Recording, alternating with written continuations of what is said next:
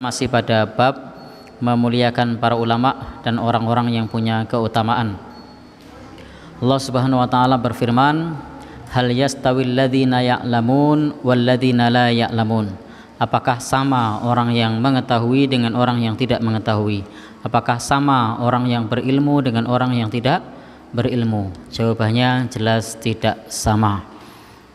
Jadi tidak sama antara orang yang berilmu dengan orang yang tidak berilmu, antara orang yang tahu dengan orang yang tidak tahu.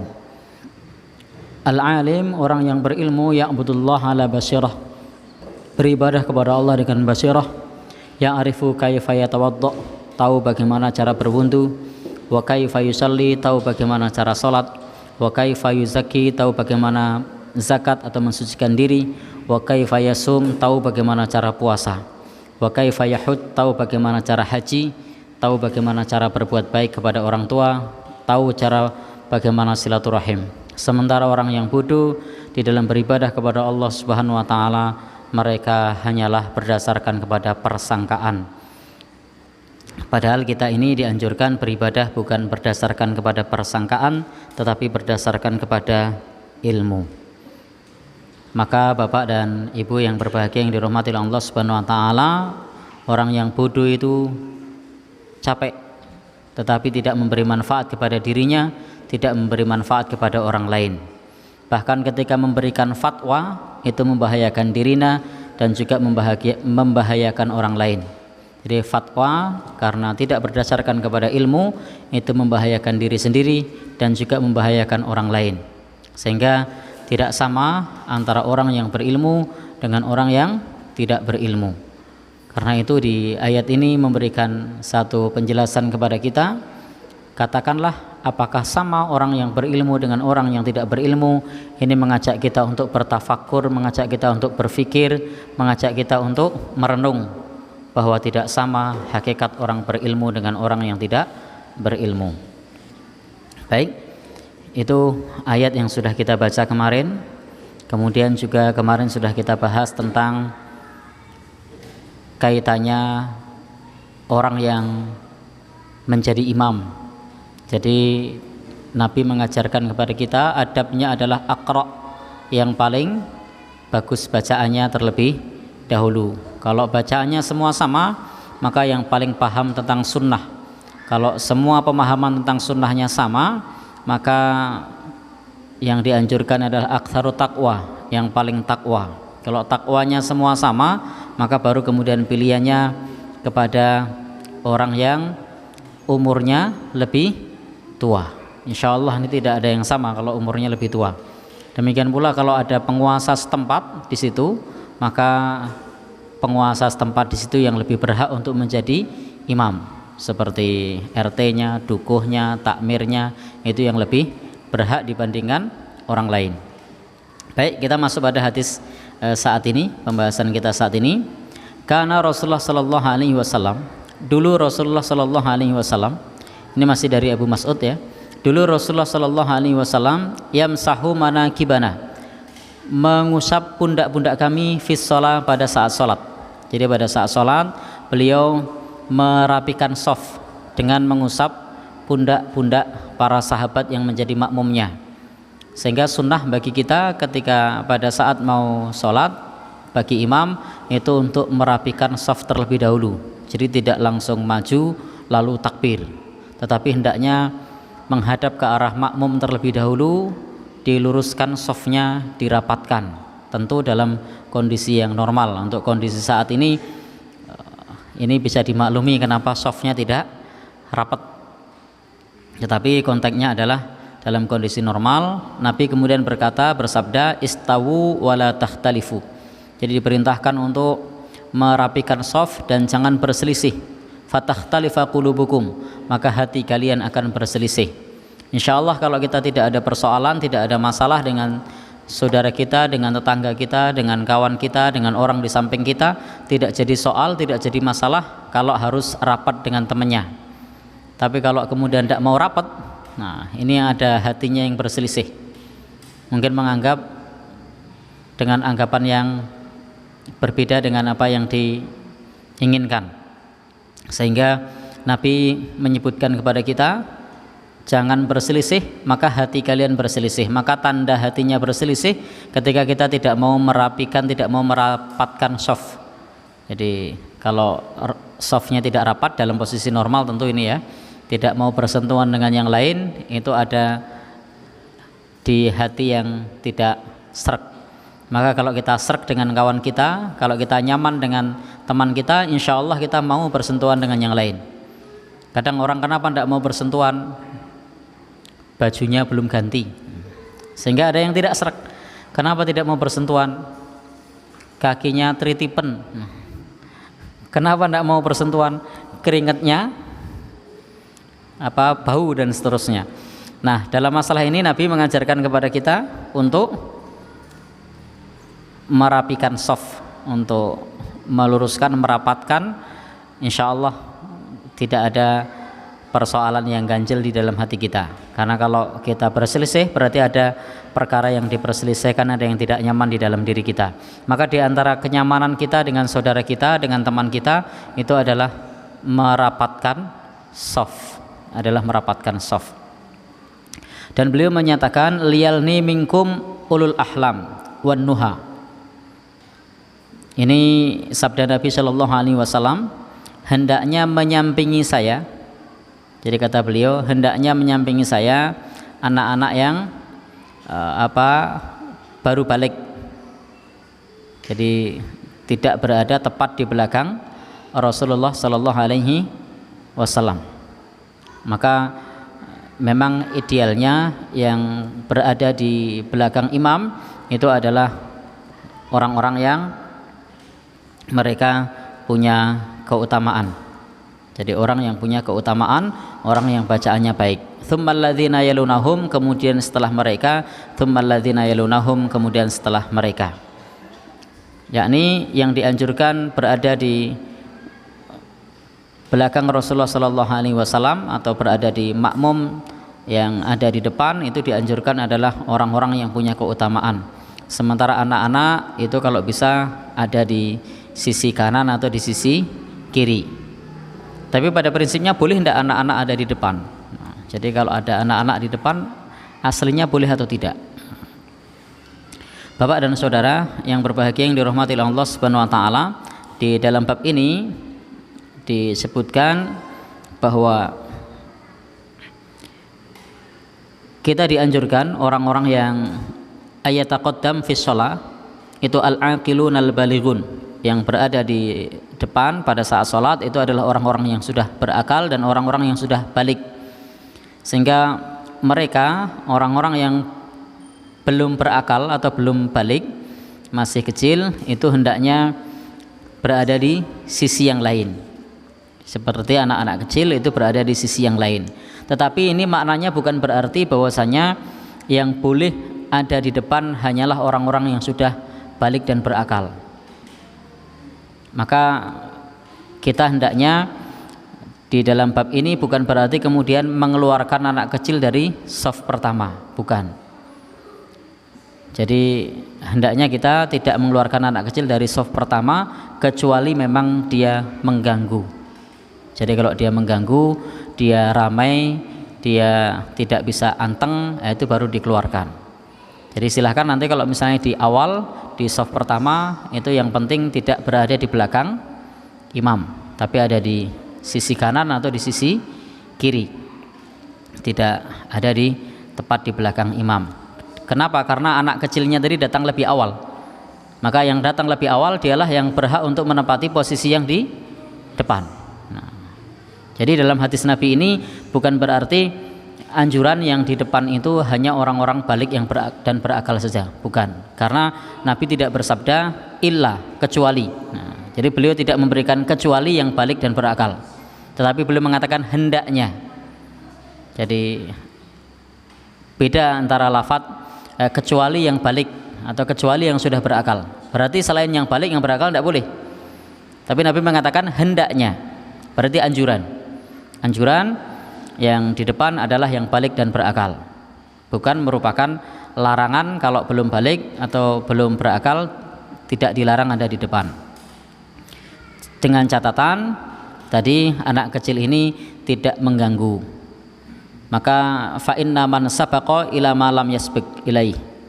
Maka kalau dia mendahului, sudah ada di depan, maka dialah ahaqqu bihi, dia yang paling berhak. Jadi kalau ada orang yang hadir di masjid, maka yang datang awal dialah yang berhak di depan. Dia yang berhak di depan. Meskipun nanti imam punya hak untuk mengatur letak makmum. Tolong yang kecil di sisi yang lain, yang di belakang saya ustadz siapa misalnya, itu silahkan. Bapak dan saudara yang berbahagia yang dirahmati oleh Allah Subhanahu wa taala, karena Nabi tidak mengatakan sebagaimana penulis kitab ini, Nabi tidak mengatakan kecuali, tapi Nabi mengatakan hendaknya. Sehingga tidak ada masalah kalau ada anak kecil berada di depan, dengan catatan dia tidak mengganggu. Kalau mengganggu bagaimana? Keluarkan dari saf awal. Jadi kalau mengganggu silahkan dikeluarkan dari saf awal. Bapak dan saudara, ikhwan dan akhwat yang berbahagia yang dirahmati oleh Allah Subhanahu wa taala, karena kalau tidak dikeluarkan maka akan mengganggu yang lain. Ini dengan catatan kalau mengganggu. Sehingga tidak mengapa kalau memang anak tersebut bisa dikondisikan, bisa diarahkan untuk anteng, untuk tidak mengganggu yang lain, maka tidak mengapa. Maka disinilah pentingnya tanggung jawab bagi wali atau orang yang membawa anak tersebut untuk mengamankan anaknya, untuk mengamankan ponakannya, untuk mengamankan adiknya, supaya dia tidak mengganggu jamaah yang lain, supaya tidak mengganggu jamaah yang lain. Bapak dan saudara, ikhwan dan akhwat yang berbahagia yang dirahmati oleh Allah Subhanahu wa taala, kemudian Rasul sallallahu alaihi wasallam menyebutkan setelah bersabda seperti tadi, untuk menempatkan orang-orang yang ada di dekat Rasulullah adalah orang yang balik, orang yang sudah berakal, baru kemudian yang kanan kirinya adalah yang belum balik, di tempat lainnya di belakangnya itu baru orang yang belum balik. Jadi kalau bisa yang balik yang di depan, belakangnya itu yang belum balik. Tapi kalau misalnya ada di depan, apalagi softnya cuma satu, di masjid softnya cuma satu, maka tidak boleh kemudian kita saklek. Loh, tuntunannya kan hendaknya, Rasul mengatakan hendaknya yang di depan balik, lalu kemudian karena yang hadir cuma 5 orang, nah lalu yang 2 ada di depan, yang 3 anak kecil di belakang, tidak perlu. Nah, jadi bukan seperti itu maksudnya, karena tidak mesti dalam satu masjid itu ketika ada jamaah softnya banyak, bisa jadi hanya satu soft, sementara satu soft pun banyaknya anak kecil. Nah, apakah lantas kemudian anak kecilnya diletakkan di belakang? Tidak. Jadi yang penting yang di belakang imam adalah orang yang sudah balik dan berakal. Baik, ini tentang mengenai masalah soft. Jadi utamanya depan, orang yang paham, kemudian baru belakangnya. Atau kalau misalnya tidak memungkinkan, kanan atau kirinya. Kemudian beliau sallallahu alaihi wasallam menjelaskan dalam hadis yang lain yang senada. Jadi ada hadis lain yang senada riwayat Imam Muslim, beliau mengatakan wa iyyakum wa hasyiatil aswaq. Hati-hatilah kalian dengan kegaduhan seperti di pasar. Jadi Nabi melarang kita di masjid ini suasananya seperti di pasar. Maka beliau mengatakan wa iyyakum, hendaknya kalian waspada, hendaknya kalian hati-hati, wahai syatil aswaq, terhadap suasana seperti di pasar. Pasar itu ramai apa anteng? Ramai. Maka larangan untuk gaduh di masjid sebagaimana kegaduhan atau keramaian di pasar. Nah, Bapak, Ibu, ikhwan dan akhwat yang berbahagia yang dirahmati Allah Subhanahu wa taala, sehingga dalam hadis ini sesuai dengan bab yang kita pelajari, yakni di bab ini anjuran untuk memuliakan para ulama, orang-orang yang besar, orang-orang yang punya keutamaan.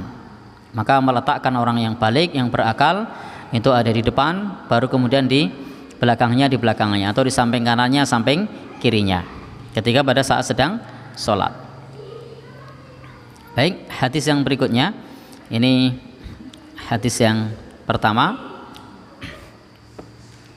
Bapak dan saudara-saudara, ikhwan dan akhwat yang berbahagia yang dirahmati Allah Subhanahu wa taala. Ada satu kejadian di zaman Nabi Shallallahu alaihi wasallam. Hadis dari Abu Yahya, Abu Muhammad Sahal ibn Abi Hasmah. Di sini disebutkan Intalaqa Abdullah ibn Sahal wa Muhayyisah ibn Mas'ud ke Khaybar. Jadi ada orang yang bertolak pergi ke Khaybar, namanya Abdullah bin Sahal dan Muhayyisah ibn Mas'ud ke Khaybar. Karena pada hari itu, di zaman itu Rasul Shallallahu alaihi wasallam ada perdamaian, ada perjanjian damai dengan orang-orang Yahudi Khaybar. Fatafarraqa, sampai kemudian mereka berpisah. Fa'ata Muhayyisah ila Abdullah ibn Sahal, dan pada saat itu Muhayyisah mendatangi Abdullah bin Sahal untuk menuju ke Khaybar tersebut, dan ternyata orang yang ada di sana itu sudah dalam keadaan berlumuran darah.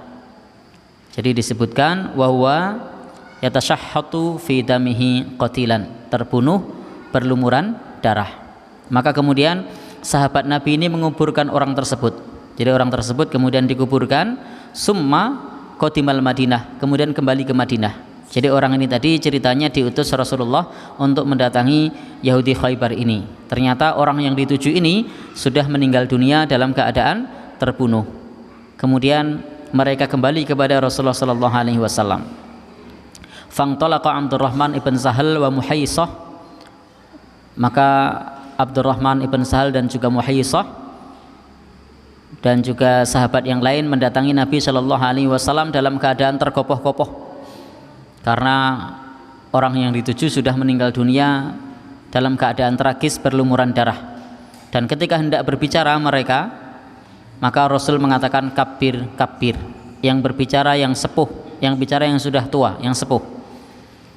Jadi dalam keadaan seperti itu, maka Nabi menganjurkan kabir, kabir, pentingnya menghormati orang yang sepuh, bahwa juru bicara ketika dalam suasana-suasana tertentu maka hendaknya mengangkat orang untuk bicara satu saja atau yang sepuh.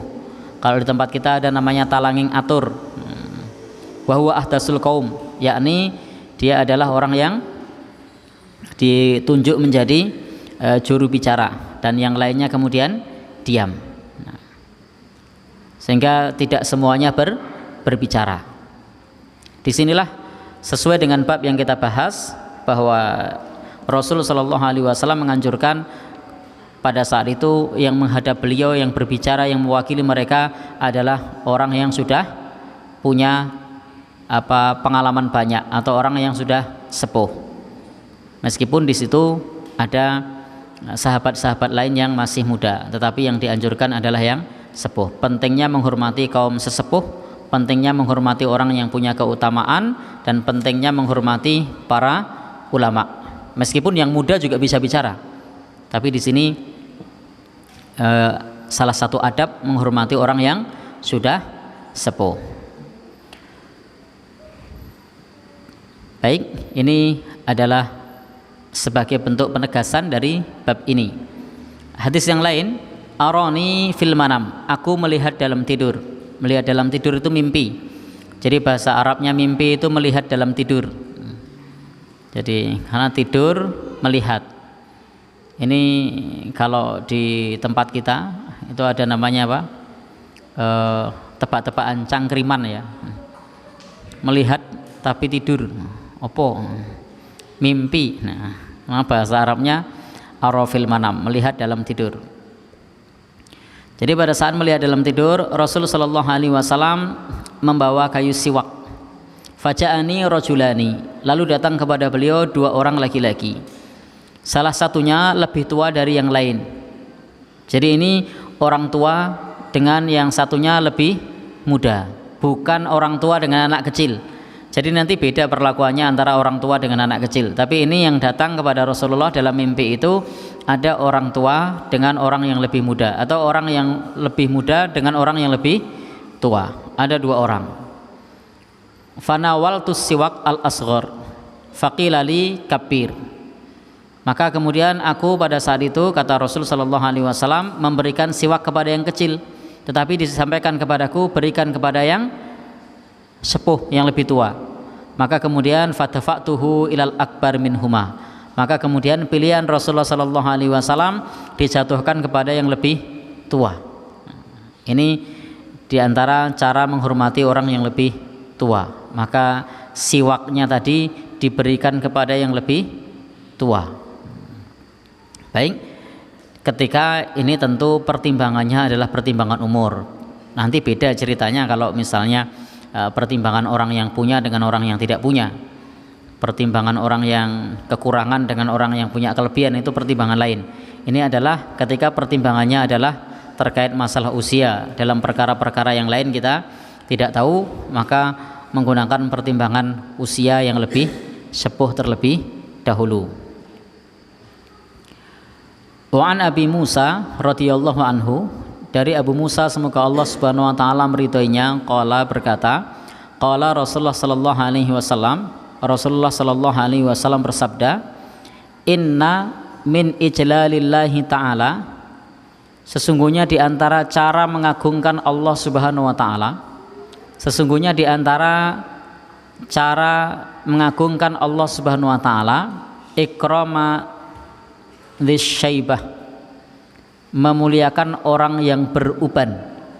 Jadi memuliakan orang yang beruban, dzisyaibatil muslim, memuliakan orang muslim yang sudah beruban. Maka kalau kita ingin mengagungkan Allah, salah satu caranya adalah muliakanlah orang yang sudah beruban, hargai.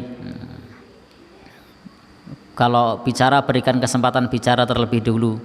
Kalau menyajikan makanan minuman, berikan yang terlebih dahulu. Di antara cara memuliakan Allah Subhanahu wa taala, mengagungkan Allah Subhanahu wa taala dengan memuliakan orang yang sudah beruban.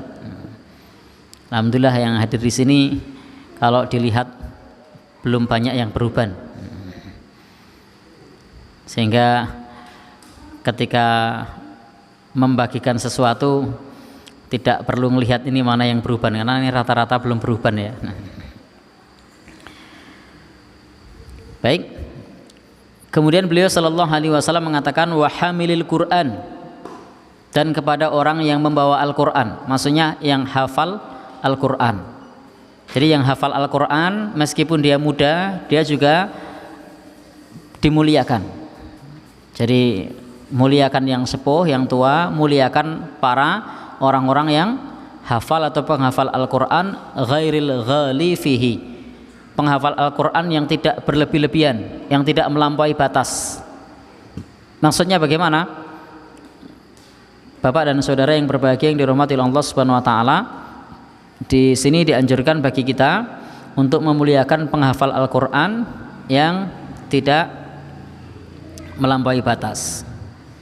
Artinya Bapak dan saudara yang berbahagia yang dirahmati Allah Subhanahu wa taala, di dalam baca Al-Qur'an tidak talhin, tidak lahan, tidak artinya ketika kita membaca Al-Qur'an ini sesuai dengan aturan-aturan yang sudah dibuat oleh Rasulullah sallallahu alaihi wasallam, tidak takalluf, tidak memaksakan diri dan seterusnya. Wal jafi anhu, demikian pula orang-orang yang hafal Al-Qur'an tetapi dia meninggalkan membacanya. Artinya kita muliakan penghafal Al-Qur'an yang tidak berlebih-lebihan dan tidak meninggalkan membacanya, sehingga hafal Al-Qur'an tapi tidak menjadikan Al-Qur'an tersebut menjadi kebiasaan dirinya di dalam membacanya. Maka Bapak dan Ibu, ikhwan dan akhwat yang berbahagia yang dirahmati Allah Subhanahu wa taala, ini diantara cara kita mengagungkan Allah Subhanahu wa taala. Kalau ada penghafal Al-Qur'an, orang yang hafal Al-Qur'an, muliakan. Tentunya ketika dia masih istiqomah dengan Al-Qur'annya. Karena banyak mantan-mantan penghafal Al-Qur'an. Dia meskipun hafal Al-Qur'an tetapi kemudian kosong dari Al-Qur'an karena sibuk dengan aktivitas dunia, karena sibuk dengan pekerjaan dan seterusnya. Maka Rasul sallallahu alaihi wasallam menyebut wal jafi anhu, dan bukan orang yang kosong dari Al-Qur'an.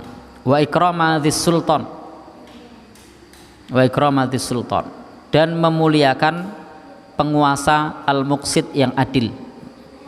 Jadi di antara cara kita mengagungkan Allah, di antaranya adalah memuliakan penguasa yang adil. Kalau kontak kita sebagai wong cilik ya, Pak RT, Pak Dukuh, enggak usah dhuwur-dhuwur karena pergaulan kita tidak dhuwur-dhuwur ya. Pergaulan kita sebatas kepada RT, Dukuh, Lurah. Bahkan ketemu anggota DPR pun jarang gitu kan. Ketemu apalagi camat, durung mesti setahun pisan. Pemeneh ketemu bupati, gubernur, pemeneh presiden. Sehingga di sini ketika kita ketemu dengan orang-orang yang punya kuasa, punya kewenangan dari aparatur pemerintah, maka hendaknya kita muliakan. Dan Nabi mengatakan wa ikrama dzis sultanil muqsit, memuliakan penguasa, pemimpin yang adil. Maka kalau Pak RT datang ya disambut, dimuliakan, dihargai. Bukan RT-nya datang malah dicuekin. Atau dukuhnya hadir ditemani. Nah, ini diantara cara mengagungkan Allah Subhanahu wa taala. Jadi Islam ternyata juga mengajarkan kepada kita untuk bisa nguwongke. Kalau coro Jugjani itu nguwongke. Bagaimana kita nguwongke orang yang sudah beruban, bagaimana kita nguwongke orang yang ahli di dalam ilmu Al-Qur'an, ilmu agama. Kita juga nguwongke bagaimana mereka orang-orang yang duduk di pemerintah.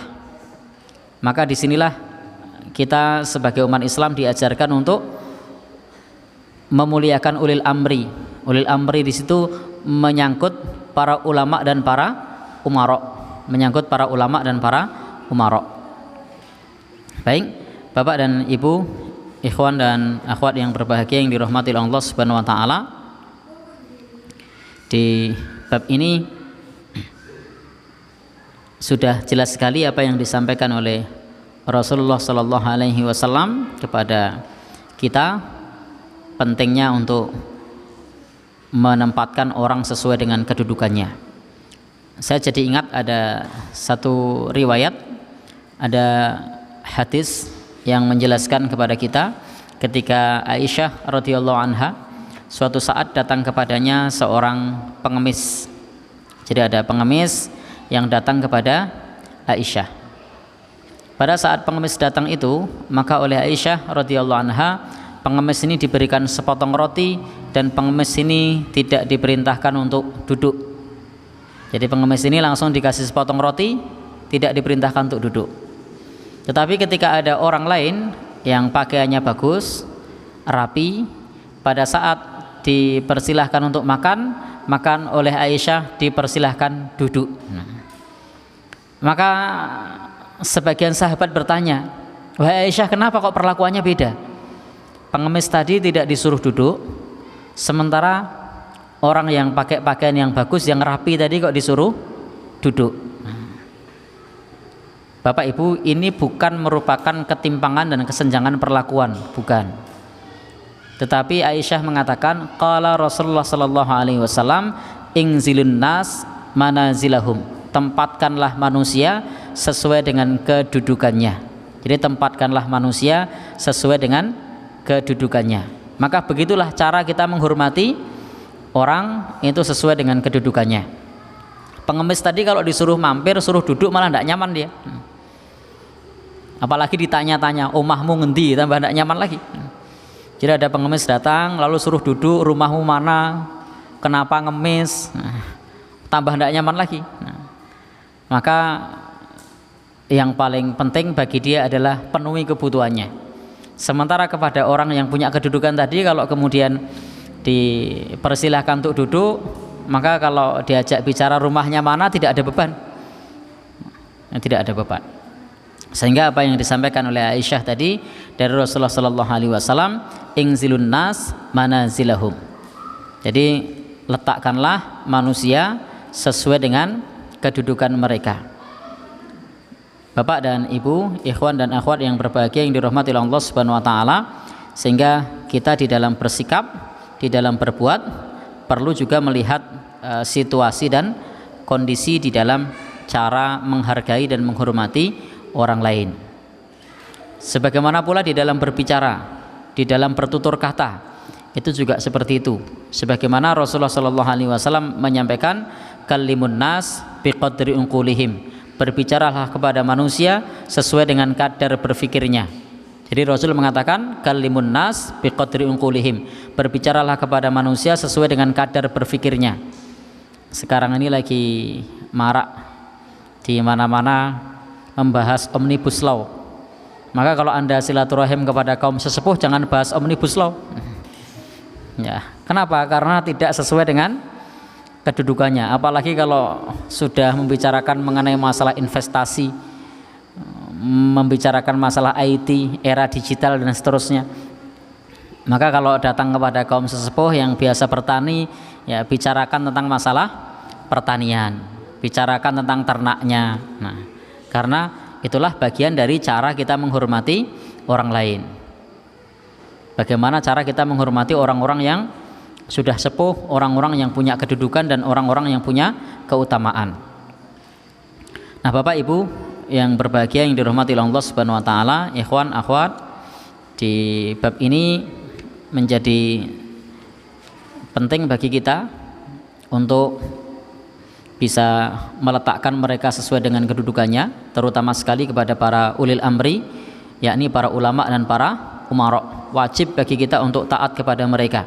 Jadi wajib kepada kita untuk taat kepada para ulama, untuk taat kepada para umara. Ketika Allah Subhanahu wa taala berfirman, ya ayyuhalladzina amanu atii'allah wa atii'ur rasul wa ulil amri minkum, maka maksud ulil amri di situ adalah para ulama dan juga para umara. Maka kita hormati mereka dan kita dengarkan apa yang mereka sampaikan. Maka Nabi mengatakan isma' wa ati, dengarkan dan taati mereka. Nabi memerintahkan kepada kita dengarkan dan taati mereka. Lalu bagaimana kalau kemudian kita hendak menyampaikan sesuatu kepada para pemimpin, apakah boleh dalam Islam? Jawabannya boleh. Tentu dengan cara-cara yang dibenarkan.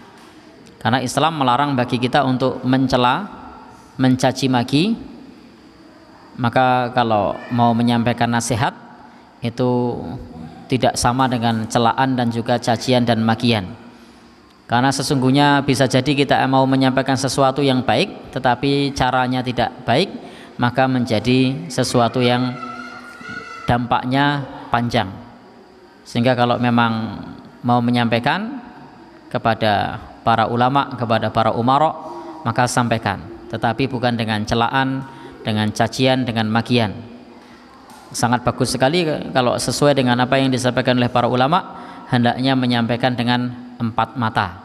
Jadi disampaikan secara tersembunyi, secara rahasia, sehingga tidak menjatuhkan muru'ah, tidak menjatuhkan wibawa orang-orang yang punya kedudukan. Jadi berbeda ketika kita menyampaikan dengan menjatuhkan, dengan menyampaikan dengan penuh kelembutan. Baik Bapak Ibu, ikhwan dan akhwat yang berbahagia yang dirahmati Allah Subhanahu wa taala. Dan di hadis ini, di bab yang kita baca ini juga mengajarkan kepada kita untuk yuqaddimul alim bi kitabillah, mendahulukan orang-orang yang alim, orang yang berilmu tentang kitab Allah Subhanahu wa taala. Jadi mendahulukan orang yang alim, orang yang berilmu tentang kitab Allah Subhanahu wa taala, karena Nabi itu tidak mewariskan apa-apa. Yang diwariskan kepada kita itu adalah ilmu. Sampai beliau sallallahu alaihi wasallam ketika wafat, fa inna nabiyya sallallahu alaihi wasallam tuwfiya. Jadi ketika beliau wafat, beliau meninggalkan keluarga. Di sana ada putrinya Fatimah dan juga ada pamannya Al-Abbas. Itu tidak mendapatkan warisan apa-apa, tidak mendapatkan warisan apa-apa. Maka dikatakan sesuai dengan sabda beliau, innal anbiya, sesungguhnya para nabi itu tidak mewariskan dirhaman wala dinaran, tidak mewariskan dirham, tidak mewariskan dirham, sebagaimana putri beliau Fatimah juga tidak mendapatkan warisan apa-apa. Maka yang bisa kita serap dari Nabi Shallallahu Alaihi Wasallam ini adalah ilmu, yakni ilmu syariat, dengan mengambil ilmunya, maka kita menjadi pewaris Nabi Shallallahu Alaihi Wasallam. Dan hendaknya kita hormati para ulama tersebut karena mereka adalah para pewaris para nabi. Dari mereka lah kita bisa belajar syariat agama. Dari mereka lah kita bisa mendalami ilmu agama. Bapak, Ibu, ikhwan dan akhwat yang berbahagia yang dirahmati Allah Subhanahu wa taala, sehingga Islam ini sampai melalui tangan para ulama. Jadi sampai kepada kita melalui tangan para ulama, melalui ilmu para ulama, melalui pena para ulama. Maka sudah sewajarnya kalau kita menempatkan mereka di kedudukan yang semestinya. Sampai di sini ada pertanyaan? Kalau tidak ada, monggo. Mengenai yang menjadi imam tadi. Ya. Bagaimana seandainya yang menjadi imam itu rankingnya lebih rendah daripada yang lain-lainnya? Itu jalannya sah apa tidak? Oh ya, terima kasih. Lebih bagus banyak tapi keren gitu. Ya, terima kasih. Ini namanya imamul mafdul. Ada imam yang kurang utama, sementara ada imam yang lain yang sebenarnya lebih utama. Kalau pertanyaannya adalah hukumnya sah atau tidak, maka jawabannya adalah sah. Nah, kenapa?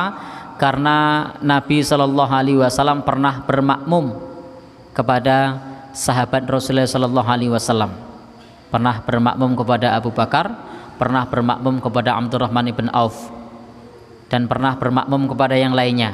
Padahal lebih mulia mana antara Rasulullah Shallallahu Alaihi Wasallam dengan sahabatnya? Lebih mulia Rasulullah Shallallahu Alaihi Wasallam. Lebih bagus bacaan siapa? Lebih bagus bacaan Rasulullah Shallallahu Alaihi Wasallam. Tetapi nyatanya beliau pernah menjadi Rasulullah Shallallahu Alaihi Wasallam pernah menjadi makmum, sementara imamnya adalah sahabatnya. Yang sahabatnya ini menuntut ilmu dari Rasulullah Shallallahu Alaihi Wasallam. Sehingga kalau misalnya itu terjadi, hukumnya tetap sah. Tidak ada masalah, tidak jadi soal kalau ternyata yang jadi imam adalah murid TPA-nya, sementara yang jadi makmum adalah guru TPA-nya, guru tartilnya, maka hukumnya tetap sah. Tetapi ini kaitannya dengan adab. Jadi kaitannya dengan adab. Maka dalam konteks adab mestinya mendahulukan guru murotalnya, guru tartilnya dibandingkan murid TPA-nya. Ini adalah adab. Tapi dalam konteks sah itu tetap sah. Itu tidak jadi soal. Sehingga Bapak Ibu yang berbahagia yang dirahmati Allah Subhanahu wa taala, kalau kemudian ada orang yang punya keutamaan, bacaannya baik, kemudian iren, ya kita, atau iren itu apa ya bahasa Indonesianya, tidak mau, bisa jadi dia memberikan kesempatan kepada yang lain untuk bisa belajar agar bisa seperti dia. Husnudzon saja, punya prasangka baik saja. Atau bisa jadi kurang percaya diri, karena ada banyak hal, tidak hanya sekedar punya bacaan yang bagus. Sebenarnya nanti kalau sudah jadi imam itu bisa jadi bacaannya bagus tapi tidak pernah menghadapi orang banyak, begitu sampai di depan ternyata kakinya kemudian bergetar hebat. Ya, karena apa? Karena tidak pernah menghadapi orang banyak. Biasanya bacaannya bagus sendiri, tapi begitu mau disimak sama orang, hilang semua apalanya, gembrobios. Apalagi kalau sudah di depan. Jadi kita berprasangka baik, bisa jadi belum terlatih menjadi imam, bisa jadi memberi kesempatan kepada yang lain. Wallahu alam. Jadi prinsipnya keimaman orang yang bacaannya kurang utama, sementara ada orang yang bacaannya lebih utama, maka hukum keimamannya tetap sah, sholatnya tetap sah. Jadi tidak jadi soal. Yang kita bicarakan tadi adalah di bab ini terkait masalah adab. Seperti tadi kalau mau menyajikan teh, ada orang yang belum beruban dan sudah beruban. Siapa yang didahulukan? Yang beruban. Tapi kalau diberikan kepada yang belum beruban, boleh enggak? Boleh. Nah, tehnya boleh diminum enggak? Boleh. Tapi ini kaitannya adalah adab. Nah, ini kaitannya adalah adab. Wallahu a'lam bishawab. Ada yang lain? Monggo. Silahkan. Kalau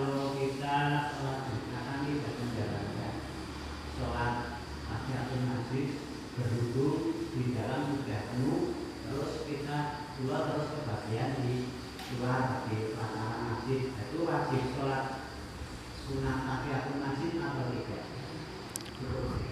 Oh ya, terima kasih. Jadi sholat duha atau sholat Jumat? Sholat Jumat, baik. Sholat Jumat, kemudian pertanyaannya adalah sholat tahiyatul masjid. Prinsip tahiyatul masjid itu sebagaimana Nabi SAW bersabda, "Idza dakhala ahadukumul masjida fala yajlis hatta yusalliya rak'atain." Kalau kamu masuk masjid, jangan duduk sampai sholat 2 rakaat. Jadi Nabi bersabda, kalau kamu masuk masjid, jangan duduk sampai sholat 2 rakaat. Artinya kalau sudah sholat 2 rakaat di situ, meskipun namanya bukan tahiyatul masjid, maka itu sudah terpenuhi. Contoh, kita masuk masjid, kemudian sholat qobliyah, maka itu sudah terpenuhi 2 rakaat. Sudah include di dalamnya tahiyatul masjid. Atau waktu subuh, ketika kita masuk masjid lalu sholat sunnah fajar 2 rakaat, maka itu sudah tercukupi tahiyatul masjid. Karena prinsipnya kalau masuk masjid sholat 2 rakaat. Nah, dalam kasus sholat Jumat itu ada namanya sholat sunnah mutlak. Jadi dalam sholat Jumat itu ada namanya sholat sunnah mutlak sebelum kumandang adzan. Jadi selama kumandang adzan itu belum ada, maka diperbolehkan sholat sunnah mutlak 2 rakaat, 2 rakaat, 2 rakaat, 2 rakaat sampai imam naik mimbar. Nah, maka meskipun tadi berada di luar masjid atau mungkin di tengah jalan, kita tetap dianjurkan sholat sunnah mutlak. Dan sholat sunnah mutlak itu ketika kita kerjakan, maka sudah include di dalamnya, sudah tercukupi di dalamnya sholat 2 rakaat. Sehingga kalau kita hadir di hari Jumat, baik kita di dalam masjid ataupun di luar masjid, baik di pelataran ataupun di pinggir jalan, maka disunnahkan sholat sunnah mutlak. Silahkan nanti dikerjakan 2 rakaat salam. Kok masih imamnya belum datang, 2 rakaat salam lagi. Kok imamnya belum datang lagi, belum naik mimbar, 2 rakaat lagi sampai imam naik mimbar, itu boleh. Kalau coro Jawa ini sak kesele. Tapi kalau jenengan mencukupkan 2 rakaat duduk, boleh. Mencukupkan 4 rakaat duduk, boleh. Mencukupkan 6 rakaat duduk, boleh. Biasanya mencukupkan berapa rakaat? Ya, 2. Ya alhamdulillah sudah mau sholat 2 rakaat dibandingkan tidak sholat 2 rakaat. Jadi begitu, bahwa di hari Jumat itu ada kekhususan mengenai sholat sunnah mutlak, sehingga meskipun posisi matahari di atas kepala karena datangnya lebih awal, sholat sunnah mutlak itu dibolehkan. Itu berbeda dengan sholat sunnah yang ada sebab, itu tidak boleh ketika matahari di atas kepala. Nah, sehingga di sini berbeda statusnya antara sholat sunnah mutlak ini dengan sholat qobliyah, sholat ba'diyah atau sholat-sholat yang lain.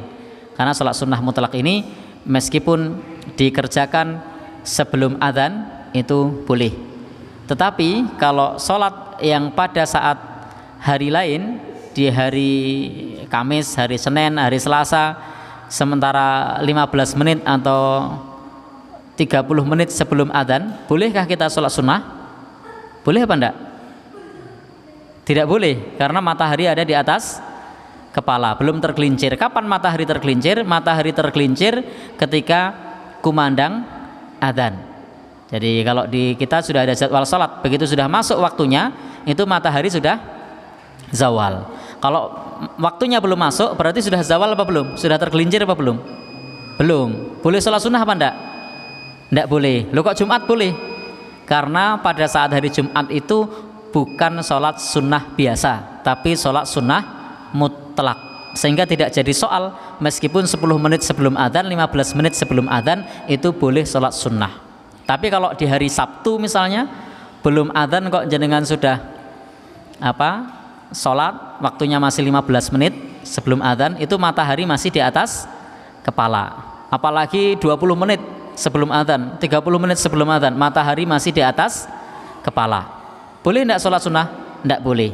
Tapi hari Jumat ini istimewa. Baik Anda di dalam masjid, di luar masjid, di pinggir jalan atau di halaman, karena masjidnya dekat jalan, kadang jalannya ditutup ya, maka Anda tetap melaksanakan sholat sunnah mutlak. Jadi begitu nggih. Wallahu alam bishawab. Cukup? Oh nggih, monggo.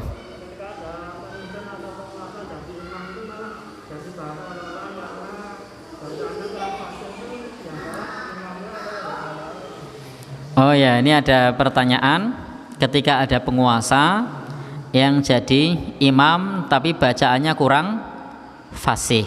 Nah, pertanyaannya, jadi ada imamnya penguasa, bacaannya kurang fasih. Yang ditanyakan apa ini? Oh, malah diolok-olok. Ya, baik. Jadi bagaimana ada imamnya dari kalangan penguasa, tetapi bacaannya kurang fasih, malah kemudian diolok-olok. Disinilah pentingnya kita belajar tentang masalah adab. Jadi pentingnya kita belajar masalah adab atau bahasa kita unggah-ungguh. Nah, jadi Nabi mengatakan wala ya ummanar rajulu ar-rajula fi sultanihi. Hendaknya orang itu tidak mengimami orang lain yang ada di bawah kekuasaannya, atau apalagi dia sebagai seorang sultan atau penguasa, maka dialah yang lebih berhak menjadi imam. Jadi kalau dia memang mau jadi imam, dia yang lebih berhak. Maka di zaman era keemasan Islam, yang namanya khalifah, yang namanya amir, yang namanya pemimpin, itu sekaligus imam. Maka seleksi pemimpin pada masa keemasan Islam dulu itu bukan sekedar menguasai masalah ilmu politik atau tata negara, tetapi mereka juga orang yang memiliki kemampuan membaca Al-Quran. Sehingga memang untuk di masa keemasan Islam dulu seperti itu. Sehingga yang namanya khalifah, dia praktis menjadi imam. Yang namanya amir, praktis dia jadi imam. Yang namanya gubernur, dia praktis menjadi imam. Nah, sementara untuk saat ini ada pemimpin kemudian menjadi imam kok malah diolok-olok. Lah ini adab. Artinya kalau mereka jadi imam jangan diolok-olok. Nah, tapi kalau memang bacaannya kurang pas, nanti sampaikan empat mata. Pak Gubernur atau Pak Presiden atau Pak Camat, nyun ngapunten niki mumpung mboten wonten tiyang sanes. Wawasanipun dipun dandani. Nah, itu boleh disampaikan supaya nanti belajar lagi. Maka adabnya dikasih nasihat, kalau salah dibenerno, jangan malah diolok-olok. Jadi kalau ternyata kurang pas, maka cari timing yang tepat lalu disampaikan supaya belajar lagi. Tidak masalah, karena dalam Islam itu diperbolehkan kita memberikan nasihat, bukan menjatuhkan wibawanya. Jadi jangan sampai nanti ketika imam ini dari kalangan penguasa ini jadi imam, lalu kemudian interupsi Pak, tadi bacaannya ada yang keliru, kol-kolahnya kurang mantep, ikhfa'nya tidak diterapkan, idghamnya juga tidak pas. Ini bapak ini gimana atau penguasa kok bacaannya tengpletot. Lah ini namanya menjatuhkan wibawa penguasa. Ini tidak boleh. Tapi nanti nunggu suasana yang sudah memungkinkan, sampaikan agar membenahi bacaannya. Jadi adab kita kepada mereka hendaknya tidak mencaci maki, tidak merendahkan, tetapi bapak dan ibu, ikhwan dan akhwat yang berbahagia yang dirahmati Allah Subhanahu wa taala, kalau memang seperti itu silahkan dinasehati, silahkan dibetulkan, bukan malah diolok-olok. Bagaimana status keimamannya tetap sah. Tetap sah. Sebagaimana hadis dalam hadis yang sahih disebutkan, a'immatukum yusalluna bikum walahum fa in asabu falakum walahum fa in akhtau falakum wa alaihim. Imam kalian itu adalah pemimpin kalian. Jadi imam sholat itu adalah pemimpin kita.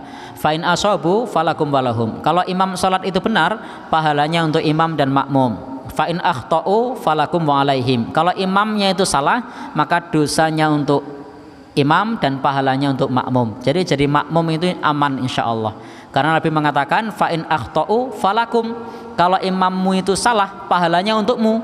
Nah, wa alaihim, dan dosanya untuk imam. Jadi yang berisiko nanggung dosa itu imam. Nabi mengatakan fa in akhtau, jika imam itu salah, falakum, pahalanya untuk makmum, wa alaihim, dan dosanya untuk imam. Sehingga tidak perlu khawatir kalau ada orang yang imami ternyata bacaannya kurang memenuhi syarat, apalagi dari kalangan para penguasa. Wallahu a'lam bishawab. Subhanakallahumma wa bihamdika asyhadu an la ilaha illa anta astaghfiruka wa atubu ilaik. Assalamualaikum warahmatullahi wabarakatuh.